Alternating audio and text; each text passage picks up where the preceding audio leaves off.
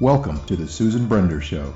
It's all about you, featuring shows on health and wellness, the performing arts, politics, and people who inspire you to be your very best.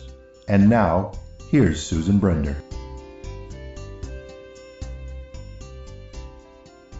I'm Susan Brender, and this is the Susan Brender Show. You know, sometimes we have guests on our show who talk all about how music transcends everything, and they talk all about business and politics and various things. Well, today, my guest, Dr. Miluna Fausch, Ph.D., is a cultural creative with years of experience in show business, the corporate arena, as an entrepreneur, and she has sold everything from Steinway grants to advertising, which means that she does so much in her life.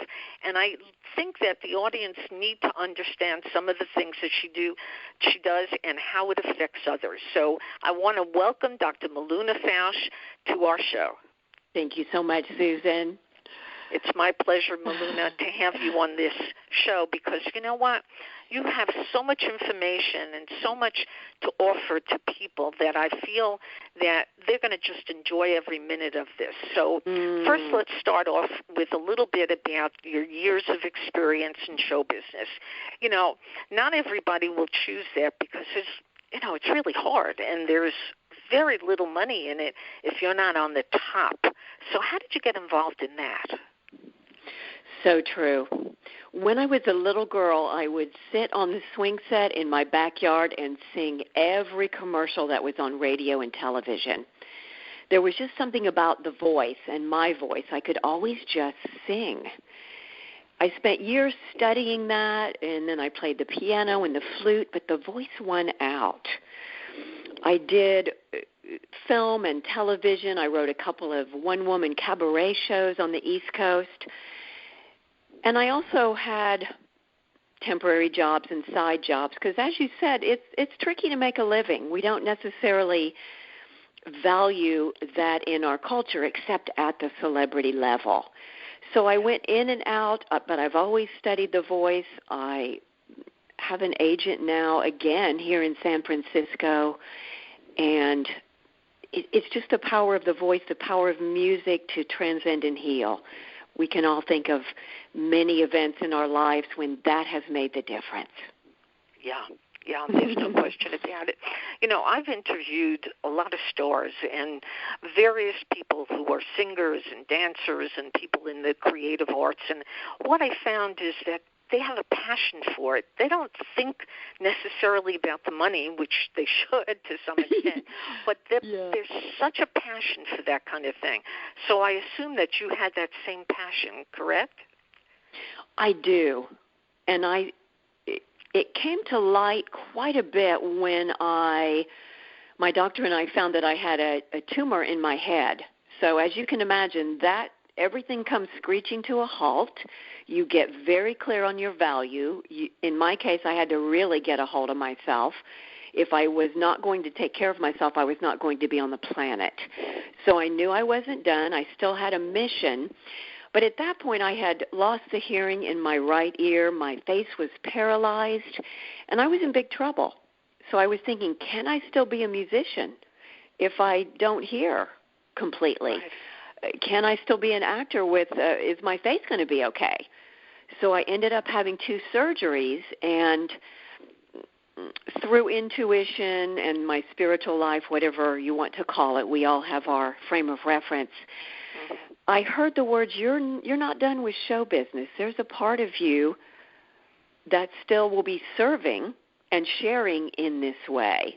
But as you said, that burning passion I have to sing and perform, I tried to get rid of it. It won't go away. You cannot get rid of the gift. I'll put it that way. I'm very happy you mentioned the word gift because that's what I was going to say you probably have. You have a special gift. You have a special skill. And I'll tell you something. When you have that, you can't help it. You just have to share it with everybody. Isn't that so? I agree. When you're wired with certain things, I like to call it genius zone. When I work with my clients, why not just work easily with what you're already great at? Yeah. That's how we're made. Remember all those years we did maybe you didn't, but I suspect that you did self-improvement for years and years and years like me. Why do I want to work on things I'm not good at? Why not hire people that are good at those things? Yeah. But people make choices, Miluna. Sometimes they make choices because of the word money. That's a choice they make. Say they become an accountant, a lawyer, a doctor. Is it because they're passionate about it? Maybe some are, but I have a suspicion that many are not, and it's because of the word power and money. Reflect on that for a second. So true, Susan. I've had to make choices for that as well, because I did not enjoy a career as a working actor yet. Have I given up? No. Do I have an agent here in San Francisco? Yes. Is acting my side hustle? Yes. Will I perform again? Absolutely. But I understand on the earth plane we need to make money, so many times, as you know, performers have 2 or 3 other jobs. I used to have 3 jobs. So it's tricky. It's very tricky to stay committed to your dream in the face of just the economics of it. Yeah, that's, well, we have to, some of us have to make money to support our families and to have a roof over our head. And so, I don't blame anybody for choosing different kinds of careers, but I love when I hear somebody say, you know what, it is such a passionate thing that I'm following, and it just makes me so happy. So let's continue a little bit about you. Now, you also are an entrepreneur. Now, that is, to me, being an entrepreneur takes a lot of skill and takes a lot of knowledge and a lot of hope. And I want my audience to understand what entrepreneurship really is. So give them an example of what you did and how you have succeeded in business. And have you? I mean, I'd like to know a little bit more about that. Thank you. I think being an entrepreneur is when you don't want to work for someone else anymore, and you have such a desire to do your own thing in your own way using your talents. Sometimes we think it's less hours. I'm here to tell the audience it's more. You'll be working more hours. It will be like giving birth. At the same time, now I'm still working on my success. I've been in the San Francisco and Silicon Valley for about a year, and I've been building my practice here. So it is. You've got to stay committed every day. I do something for my career or my business. I get more clear. I get more information. I learn more, understand more, get more feedback. It's a never-ending journey to be an entrepreneur and be striving for your best. Just Tony Robbins calls it progress, right? Progress every day towards your dreams and your goals. Mm-hmm. So, do you believe that anybody can be an entrepreneur? There are people, I don't want to blame the homeless, because my opinion about the homeless is that a lot of them have come home from war and have post-traumatic stress disorder and various other ailments. So who knows why they become homeless. But wouldn't it be possible for almost anybody to become an entrepreneur? I think it's possible for almost anyone. I don't know that everyone would do well with that. It does take, you've got to be motivated at least partially. I think some people might do better with more structure. Some people even are very happy just 9 to 5. They know what's expected. They work with other people, or they have a boss. So I think some personalities are not so well suited to being an entrepreneur. Yeah. You've really got to be self-directed. Okay, so now let's continue learning a little bit more about you, Dr. Miluna Fausch.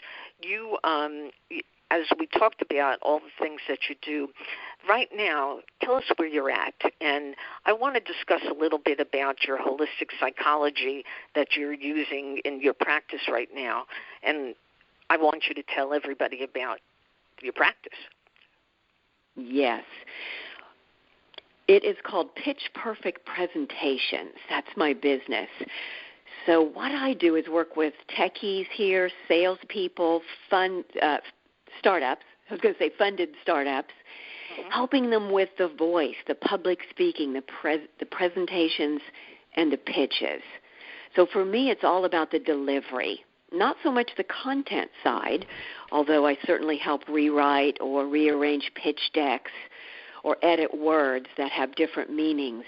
But for me, being in showbiz all those years, overcoming stage fright myself, so I understand, just seeing what can happen when a person takes charge of their voice, gets comfortable with their voice, builds their voice, and is able to present not the PowerPoint, not the left brain, but in a holistic way. So they're using all parts of the brain, left and right, the heart, the passion, the vision for their company, whatever that might be, software, hardware, a product, whatever it is. And the difference between just standing up there and people saying, wow, that was the best PowerPoint I ever saw, versus that person changed my life. I have never thought about it in that way. Right. So my holistic health counselor, practitioner, and Ph.D. in holistic psychology come to play with the confidence of it, the emotional strength, overcoming mental beliefs and mind games that we play with ourselves. It all wraps into really confidence and self-belief and psychology, ultimately. Yeah. All right. So that's pretty interesting, but not everybody has that ability. Okay, I want to talk a little bit about TED Talks.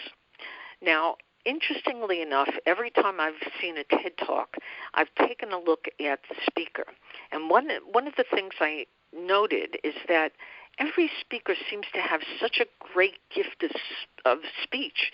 They can just they're like actors, and they know how to just turn people on and give them information that makes people so impressed. Have you ever been involved in TED Talks, and what is it about these people? I mean, look at Bill Gates, for example. Bill Gates, he didn't graduate from Harvard, but he's so smart. And when he gives a talk, people just sit there and they listen. Why do you think that is the case? Great point. Some people are naturally good speakers. Some are not. Some people say, I'm a natural ham. I love to speak in public. I love to do this. I can't speak personally for Bill Gates.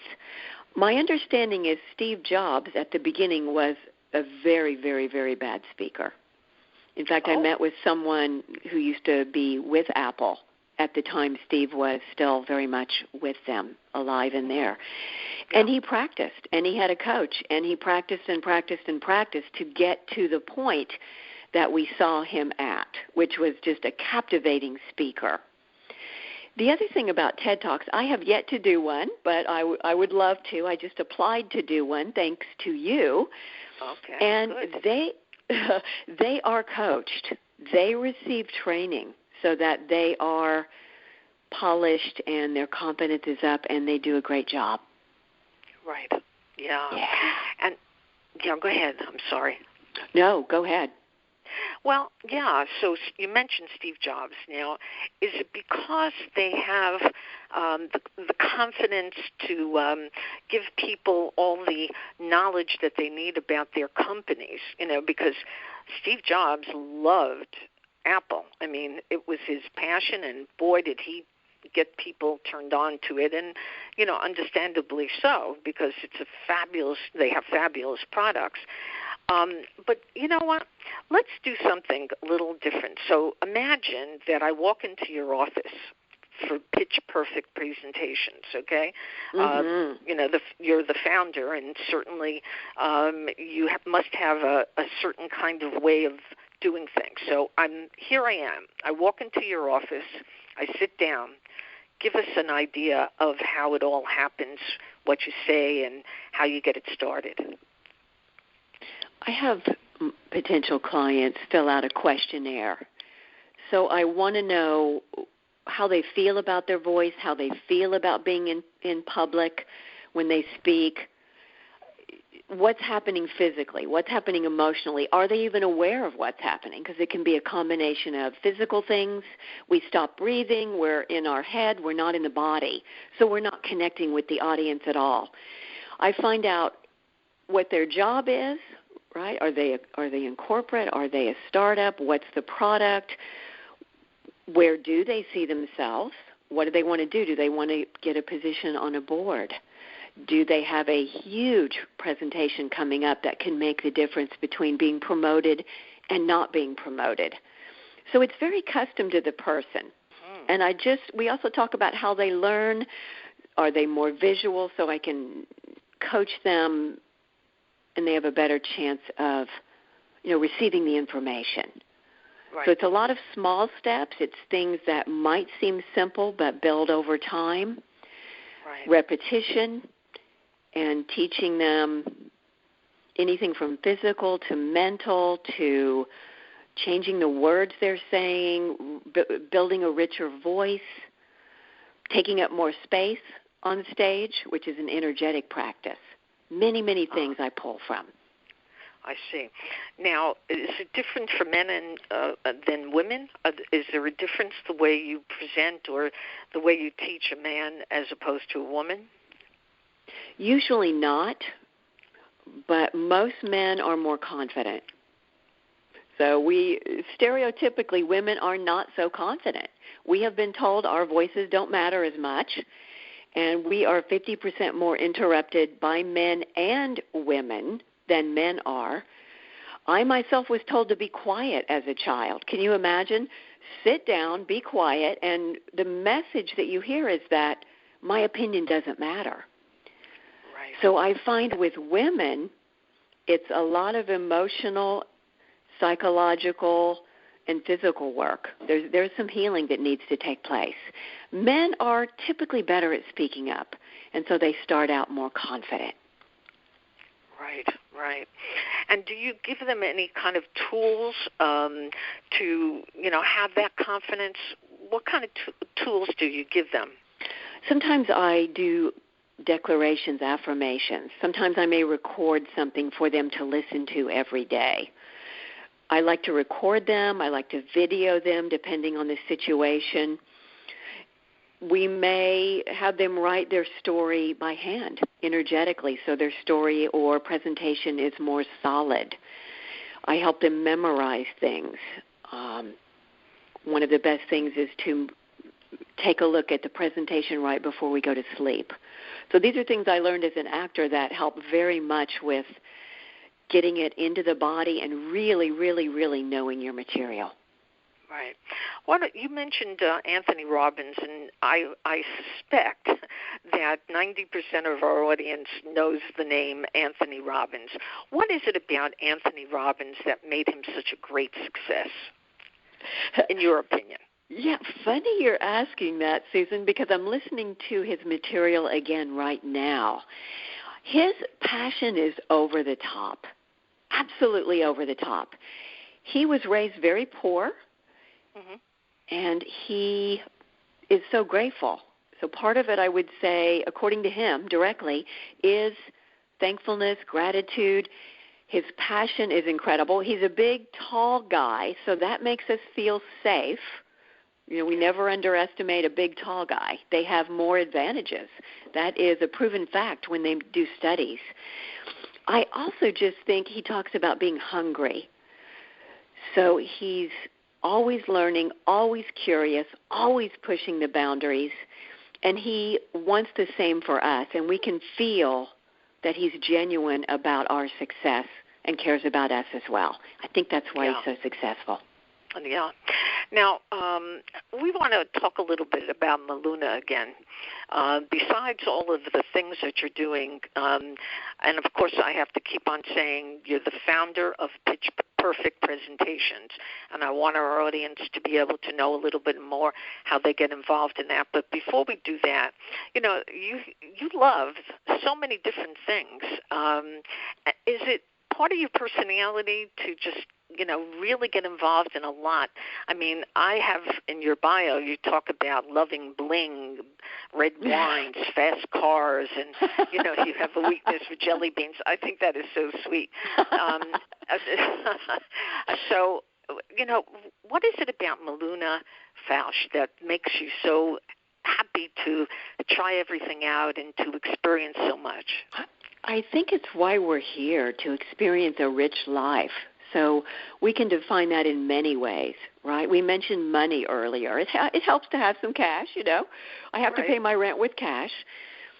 But there's also spiritual richness, cultural richness, emotional. There's so many areas of richness. I guess I'm just wired that way because I actually meet people who are not curious, people who don't want to travel and don't care to. For me, I always want to open up, find a different perspective, see how people are living. And when I was a little girl, I either wanted to be a race car driver or a superstar singer. So the logistics to be a race car driver were a little tricky. I'm not sure how I would have pulled that off.